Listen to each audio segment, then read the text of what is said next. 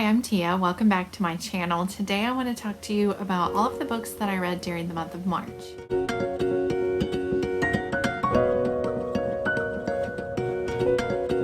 So in March I had a pretty good reading month. I read 9 books and then I read 32 manga. I'm going to split those two video up so this isn't a super long wrap up. Today I'll just be sharing the books, and then in a different video, probably at the end of the week, I will share all of the manga that I read in March. So let's just jump into it. In March, I did participate in a couple of different readathons. I did middle grade March as well as the Koreadathon. So I will let you know what each of these books fulfills in reference to all of those prompts as I go along. So the first thing is my book club that I run with my husband.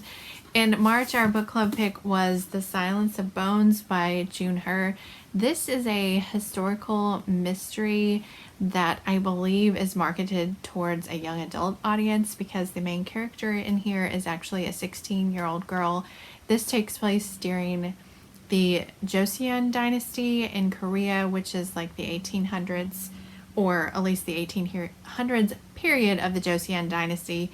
Joseon dynasty, I think, was a much longer lasting dynasty than just the 1800s. But anyway, so this is following, like I said, a 16-year-old girl whose name is Seol. She is working in the capital alongside the police force. She sort of helps them when they are investigating things because during this time period, men are not allowed to touch women, even if they are injured or hurt or dead. In this case, you know, a lot of times these women who work for the police force, they have to go and like move a dead body or flip a dead body or help in a autopsy. And so that's what this young girl is doing. That's what her job is. And then so some people get killed during this, or a young woman gets killed at the beginning, and she becomes involved in the investigation. And yeah, it's a really good mystery. I don't want to tell you too much because then I'll end up giving stuff away. But I really love the way that Junher writes. I love all the research that she does for her novels. I love her characters and the relationships that she sets up between them. I love the historical period that this is set in and getting to learn more about something that I don't get to read that much about in other fiction books. And I really also enjoy the way that this explores Catholicism and the way that it was viewed during this time period in Korea. So if any of those things sound interesting to you at all, I would definitely check out Junher. This book is her debut book. Like I said, I really enjoyed this one. I gave it 4 stars, but I do think that her book that just came out this year, The Red Palace, is even better than this one. So you might want to start with that one if you're looking for like what I think is her best work, but this one is definitely worth recommending. So I would check this out if you haven't already and you are into historicals or mysteries at all. So this one also worked with the Koreadathon. I read it during that week of the Koreadathon, and one of the prompts was to read a historical fiction novel set in Korea. And yeah, so that worked for that. Then I also read Grass by Kim-suk Gentry Kim. This one I used for the prompt to read a translated work. So this one has been translated from the original Korean into English. This is a graphic novel. It's a nonfiction graphic novel that is about the comfort women after that were used like during World War II and after World War II. And this one was really good, and I think it's something that everyone should read, specifically if you don't really know anything about comfort women, which I didn't. So this one was really emotional and hard to read because these women were saying they were mistreated is definitely an understatement. So yeah, I really can't say enough good things about this book. I thought it was well written and the artwork was very well done for this subject matter. It's not like, you know, an uplifting, cheerful type of artwork, but it's very dramatic, and I think it works very well with this book. So I would highly recommend this one as well. I also gave this one 5 stars. I did read the group read for the Koreadathon, which was Winter in Sokcho by Elisa Shua Dusapin.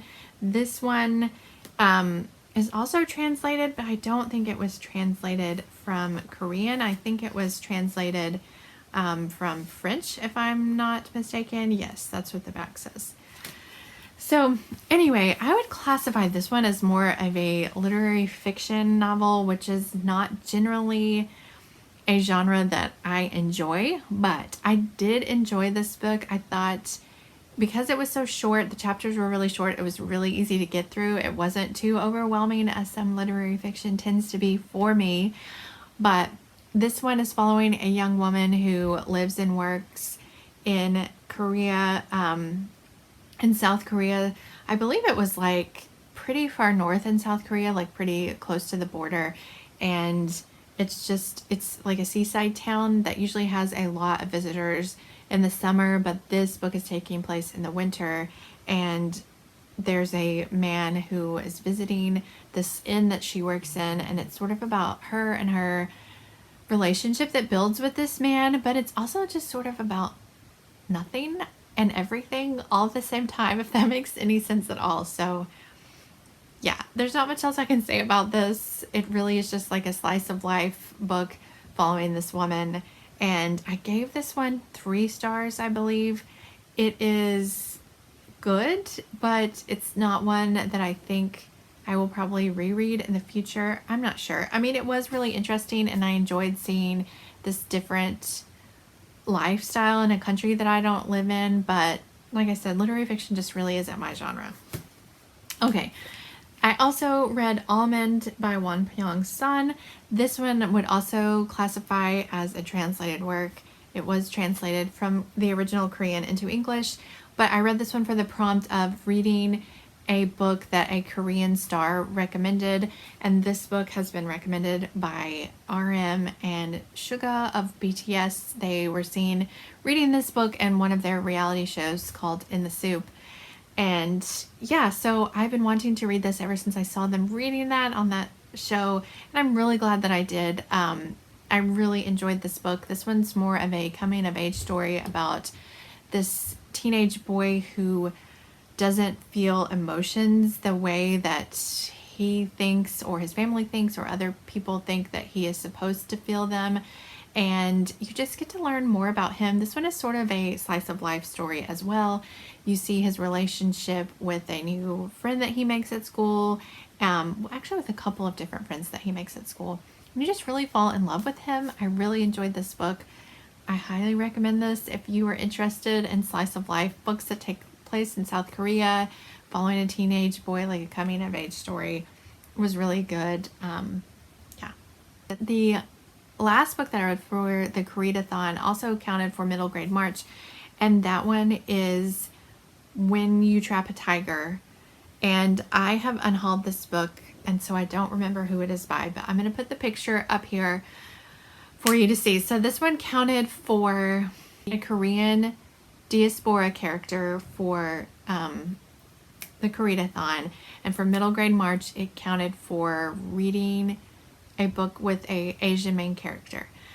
So yeah, like I said, I've already unhauled this book because I didn't love it. I only gave this one 3 stars, and I don't see myself ever rereading this one, which is sad because I had really high hopes for it. It's following this young girl and her sister and her mom who have just moved across the country because they found out that the grandmother is suffering from an illness and they need to go and be with her and take care of her and be able to spend time with her. That's really all it's about. It's about this little girl sort of coming to terms with that and also making new friends in a new town. And it's a lot about the mythology of Korean culture and these myths about a tiger that her grandmother used to tell her.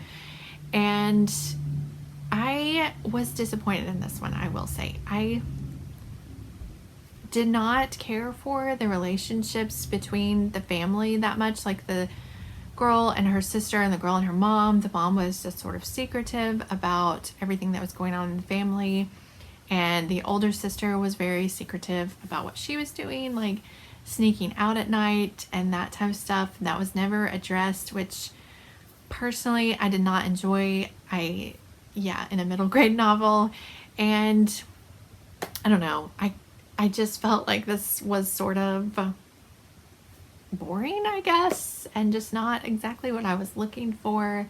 The story just didn't really grab me. The writing wasn't that great.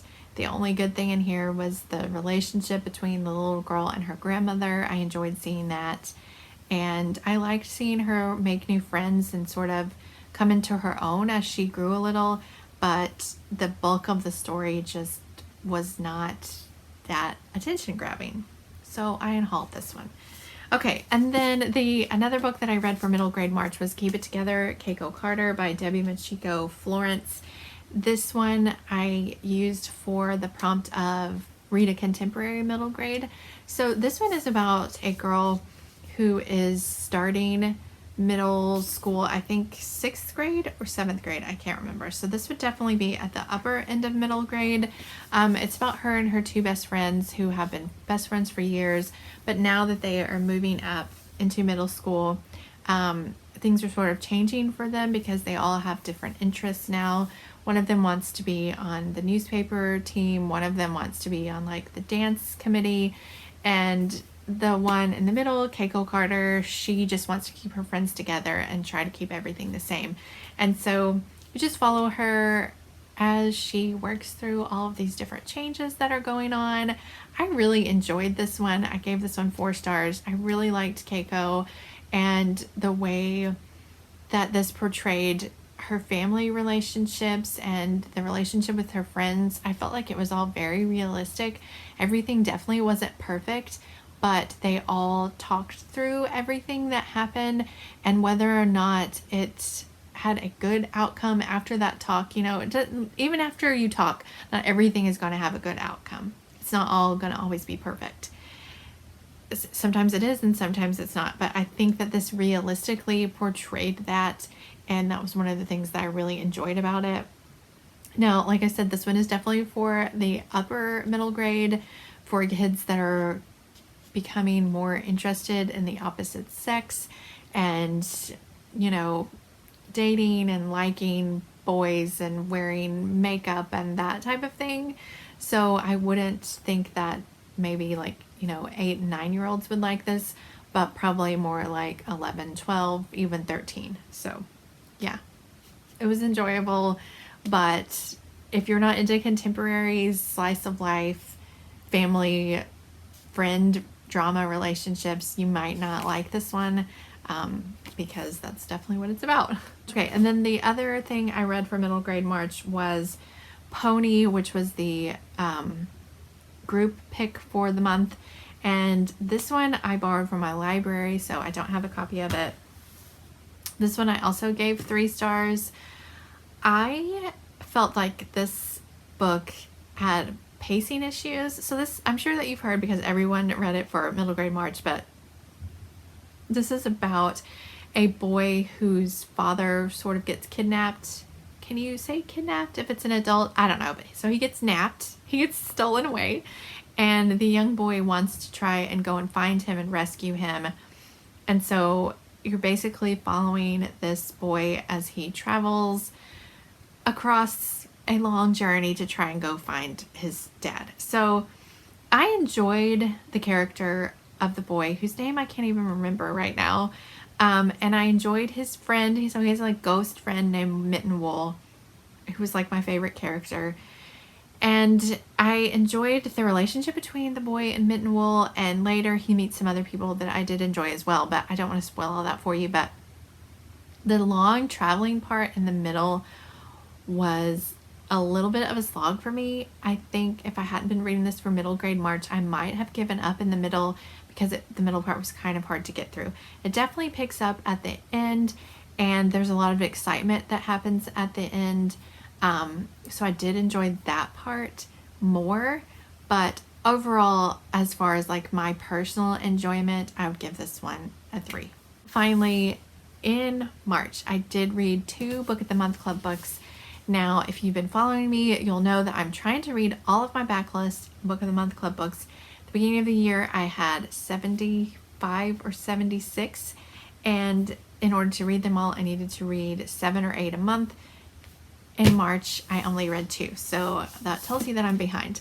And the 2 that I read were the 2 that I bought in March, because I had told myself if I bought any, I had to read them that month or I couldn't buy any the next month.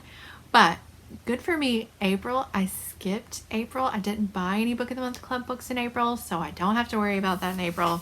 But anyway, in March, I bought The Paris Apartment by Lucy Foley, and I also read this in March. This is a mystery thriller following this young woman who has sort of gotten herself in a situation where she lives in London, and so she's decided to go and stay with her half-brother in Paris to sort of start over, I guess you could say. And he knows that she's supposed to be coming to visit, but when she gets there, she cannot get him on the phone. She can't get him to answer the buzzer of his apartment. She doesn't know what's happened to him. So this book is just all about her trying to find her brother and figure out what happened to him, and sort of discovering that the residents in this apartment are not all what they seem. And I enjoyed this book. I think I gave it 4 stars. I found it very easy to fly through, and it was a page turner, I guess, which is something that I look for in thrillers. I don't know if I would say that it was thrilling all the way through. There were definitely parts that were, it was very mysterious and suspenseful and filled with characters that were definitely doing things that, you know, were not good things. But overall, I really had a good time reading this book, and I don't know how other people are feeling about this one right now. So if you read this one, I'd love to hear your opinion as well, down in the comments. And then probably my favorite book of the month was the book of Cold Cases by Simone St. James. This just came out in March. Well, so did The Paris Apartment, but this was probably my most anticipated book of the year because I have enjoyed everything that I've read by Simone St. James up to this point. And I still have like, I think 3 more of her backlist to read. But anyway, this one is following a young woman who is like obsessed with true crime. She runs a true crime blog, and in her town there is one of these like notorious women who was accused of murdering someone like I think 20, 30, I'm not sure how many years in the past. And she got acquitted, but she still lives in the town, very like secluded from everyone. And the main girl, whose name, I've forgotten everyone's names. The main girl, Shay, she is sort of obsessed with this woman, Claire, who supposedly committed this murder. And you get to see in the book how their stories intertwine and overlap and figure out all of the mysteries surrounding Claire and everything that happened back in the 70s. And you know, just like every other Simone St. James book, this was incredibly well written. There were definitely creepy parts that freaked me out. I wouldn't say that this one was as scary as The Sundown Motel or like The Haunting of Maddie Claire, but it definitely had its creepy parts. And I think that the way that the mysteries were unraveled really had me on the edge of my seat. I could not wait to find out what was going to happen. I was definitely invested in both of the characters all the way through, and I think that one of the things that Simone St. James does really well in this book is that she gives us a character in this book that you really care for. At least I did. I really liked Shay and could maybe not sympathize, but empathize with everything that she had gone through, and felt like she was a well-developed character that I was rooting for and wanted everything to work out for her. And I just really enjoyed reading this book. I thought it was a great read, and I also would love to know if you read this in March and what you thought about it as well down in the comments. So yeah, those are the 9 books that I read in March, these 7 plus 2 more that I don't have here, and I really enjoyed everything that I read. I mean, a couple of them were disappointments, but not like under 3 stars, which means they were still good books. They just weren't like new favorites or anything. But I think I only had 2 3-star reads, and then everything else was 4 or 5 stars. So that was pretty great for me. Anyway, Let me know down in the comments if you've read any of these books, what you thought about them, what was your favorite thing that you read during the month of March. Thank you so much for watching. I hope you're all doing well, and I will see you next time. Bye.